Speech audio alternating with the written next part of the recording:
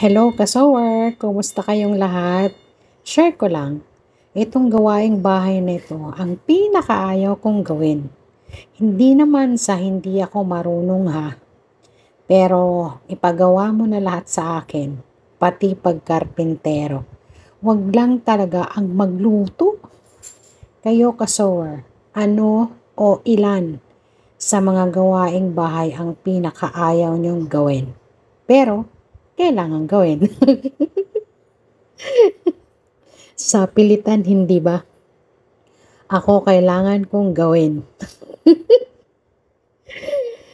Kasi nagpalit kami ng toka ng anak ko. Siya na ang sa food namin.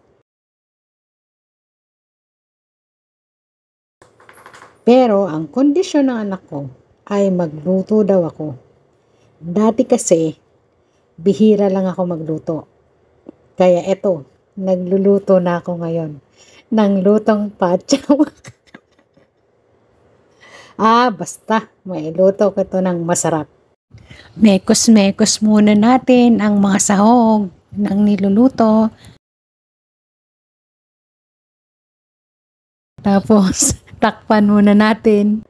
Ito na, titikman ko na. Masarap naman siya. Yun lang. Bye and thank you for watching.